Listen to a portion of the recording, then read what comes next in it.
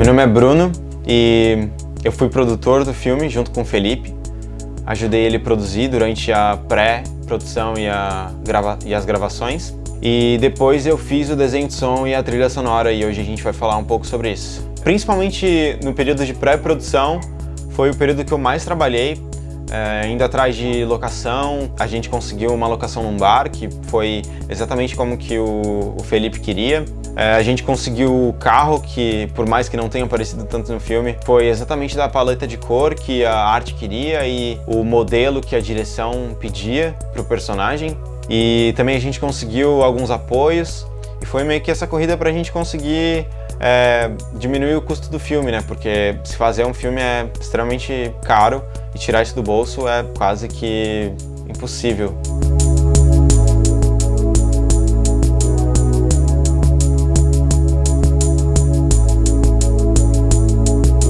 Enfim, durante as filmagens foram praticamente nenhum momento em set mesmo, porque, enfim, imprevistos vão acontecendo sempre e é meio que esse trabalho da gente ter que resolver tudo que acontece na hora, assim. A gente teve que ter bastante jogo de cintura, teve alguns problemas que algumas pessoas da equipe não puderam estar na hora e a gente teve que resolver esse tipo de coisa.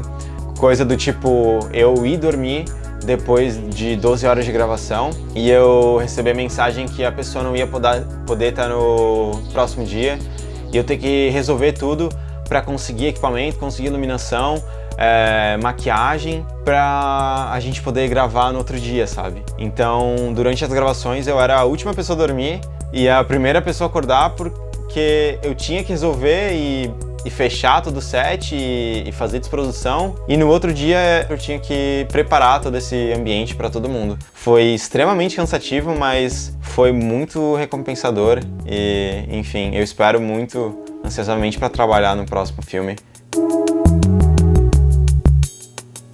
Eu acho que ele é um resultado de um ano inteiro, assim, de muito trabalho, muito esforço. Foi um ano bem difícil, principalmente por seu TCC. Todo mundo sabe que isso descabela qualquer aluno. Eu acho que no curso de cinema, principalmente, porque fazer um filme não é fácil, lidar com pessoas não é fácil, mas foi uma experiência muito boa, foi bem legal. A gente tem a noção do que é trabalhar com cinema, do que é ser um diretor e lidar com as pessoas, né? Lidar com a equipe, lidar com os departamentos, pensar em todas as áreas, como que eu vou pensar na direção de arte do filme, como que eu vou pensar na fotografia. Tudo isso é algo que a gente não imagina estando do lado de fora, mas quando a gente trabalha nisso é muito interessante e quando a gente recebe o resultado é muito bom também.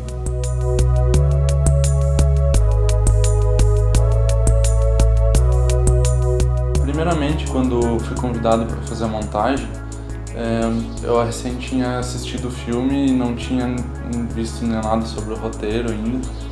Então foi pela primeira vez que eu tinha visto todas aquelas imagens para montar. A partir do momento em que me foi passado pelo Felipe as imagens, eu comecei a assistir e fazer uma logagem de todas elas, entendendo o que tem em cada imagem, para que eu conseguisse construir na minha cabeça, de certa forma, um quebra-cabeça, para depois ir encaixando as peças. Então, a primeira coisa que eu fiz foi colocar tudo numa timeline e entender o que era cada coisa, quem que era cada personagem, onde eram todos os espaços, e assim eu fui me localizando melhor. De primeira foi uma experiência bem boa, assim, conseguir editar sem ter essa prisão ao roteiro, então me sentindo bem livre para poder escolher os caminhos que eu queria traçar nessa história. Então, conversando com o Felipe, a gente decidiu que só depois que eu já tivesse editado algumas versões, ele iria entrar para a montagem comigo e a gente iria decidir os pontos que ele queria com direção.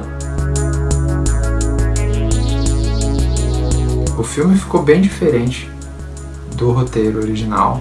A gente teve que alterar bastante coisa na montagem, porque a gente percebeu que muita coisa não ia ficar coerente com a história. Então a gente teve que alterar bastante coisa, o que foi muito bom, trouxe um resultado muito legal, ao qual eu não esperava. Eu acho que muito da montagem ela já é pensada previamente, isso parte muito do olhar da direção, então quando você passa para uma outra pessoa fazer a montagem, você acaba deixando que a outra pessoa interfira nisso e fazendo com que o filme se torne uma outra coisa que, tipo, você não espera. Então é sempre muito legal poder ter essa liberdade, que não é sempre que você tem. Para quem edita, normalmente sabe que vai ter exigências e coisas que você tem que seguir.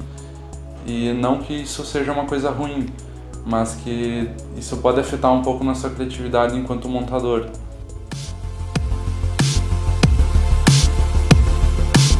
Eu acho que o resultado foi muito bom.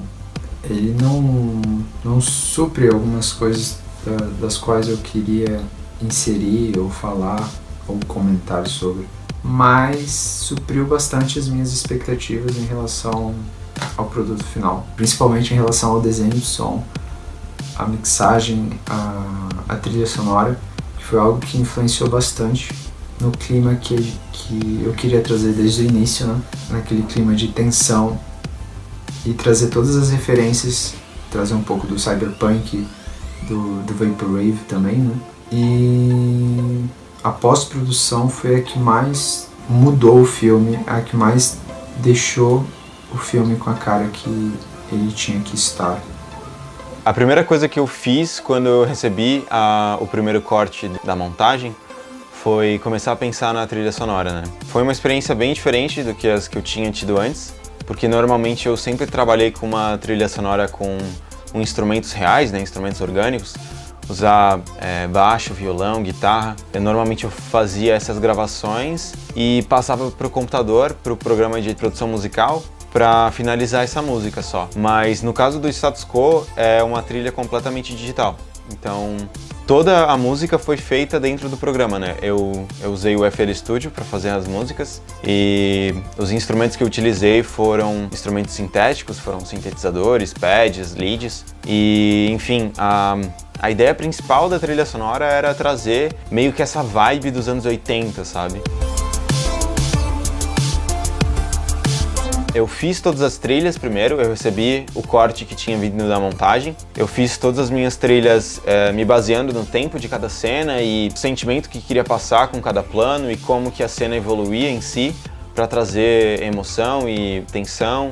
E depois de eu finalizar todas essas trilhas sonoras, eu mandei os arquivos de áudio pro montador e ele refez e deu alguns toques a mais, só para realmente fazer com que o tempo da música seja o mesmo tempo da montagem. Então voltou, ele fez esses últimos retoques e recebi de novo, e daí eu comecei a fazer o desenho de som.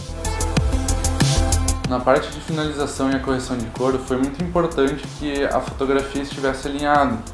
Então foi muito bom o trabalho que fizeram com a direção de foto, colocaram diferentes tipos de iluminações, usando várias cores, isso ajuda bastante, até porque tirar uma imagem do zero, que não tem nenhum tipo de cor e iluminação, e você construir toda essa imagem que, como vocês viram no filme, era toda colorida e buscava essa estética cyberpunk, para construir isso do zero, o que não foi previamente pensado, acabaria se tornando uma coisa muito artificial, de certa forma. Foi muito bom esse conjunto de trabalho que sempre tem que ser muito bem pensado. Mas a equipe cooperou muito, todos os setores, todas as áreas, né? Fotografia, o Greg, nossa, mandou muito bem na fotografia. A direção de arte também fez tudo que a gente pedia.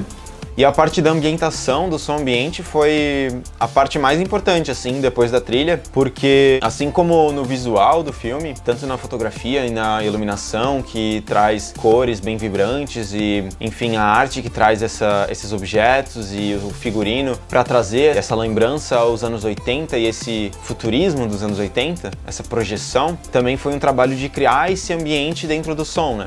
E também trazer essa ideia desse ambiente sujo, desse urbano quase em colapso. Tentei trazer também uma certa brasilidade para a obra, porque enquanto eu fazia o próprio desenho de som, eu estava escutando bastante barulho de trem, porque aqui na minha cidade tem trem passando, e eu quis também trazer isso para a obra.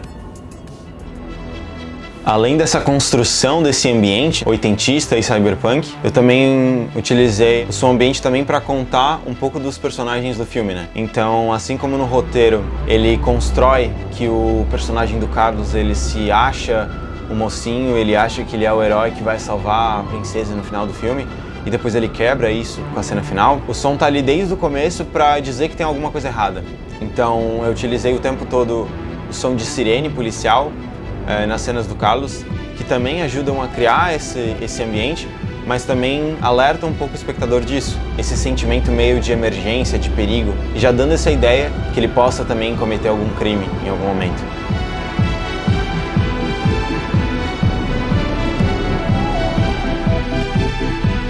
E a cena final começa já num ritmo frenético, um ritmo mais acelerado, mas mais calma. E a primeira explosão que dá na cena, que é quando o Carlos dá a facada no Zé, a trilha sonora também dá essa primeira explosão. E depois disso é só uma tensão aumentando e aumentando e aumentando até chegar o final, a conclusão da cena, que é onde tudo esfria e começa os créditos. Não tem nenhuma trilha, não tem nenhuma música, é só o som ambiente, esse ambiente urbano futurístico que a gente criou o filme todo. Que você se sente como se estivesse inerte mesmo naquele mundo e não tem mais nada que fazer.